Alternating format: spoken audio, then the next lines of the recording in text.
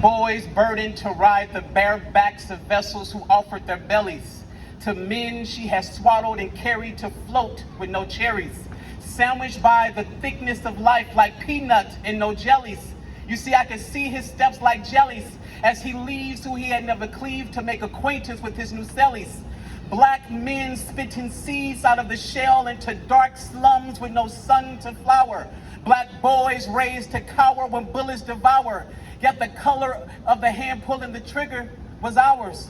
I was 13 attempting to understand if the man hurting our community most was the black man. At least through my eyes, no white man stood over the black boys rotting in my hood. But I digress. Before I progress, allow me to decompress what these eyes had to process. And yes, candidly, I could dig deeper systemically, but tragically, I cannot unsee what I witnessed demographically. Boys becoming casualties to the slaughter of street codes that impose sanctions that stunt a boy as he grows. Adults probe to expose what he knows, and should he enclose, he's just a mole plucked from the face riddled with holes. If you lived in the hood, you've seen those boys who can't speak the life they witnessed. He best check his commitment, because if he gets too indignant, the cancer is malignant in the head that spread words connected to the tongue that is the thread that sews him together with the walking dead. But I digress. In the hood, possessions possess, taught to embody poverty while bodying possessions that imitate affluence under the influence of Jordan and Hill figure. Maybe Hill figure, he's just a con figure who can't configure real wealth to make it about.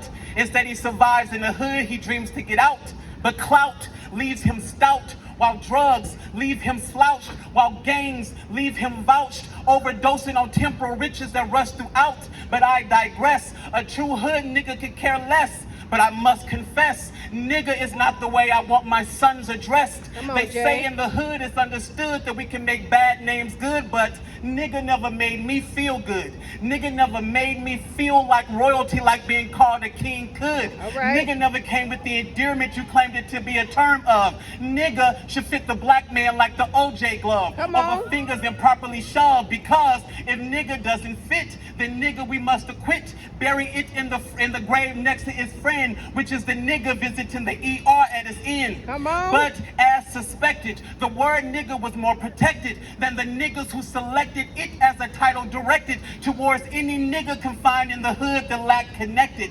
But I digress. There's more perspective to express. He leaves his queens in shambles as he rambles through the women he samples, just to taste the distress of the damsel while looting her treasures, even her kingdom trampled.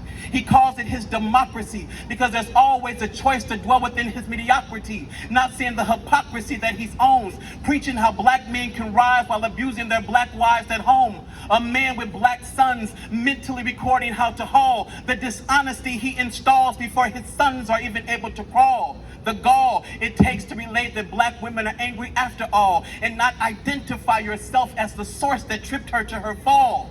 You see, his heritage is a reflection of his son's bondage, who repeat the cycle as a form of homage. Who can he blame for his family's carnage when the rejection of his queen he won't acknowledge? But I digress. My eyes are stressed, trying to deny the hood's request to impress upon me the only vision it gave access.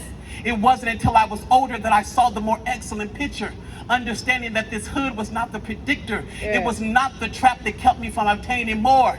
Yeah, poverty was the title, but didn't mean I was poor. You see, there is no condition that can deprive me of my decision to rise from the collision of poverty's prison and God's provision. That's hood perspective. Woo! Come on, Jay.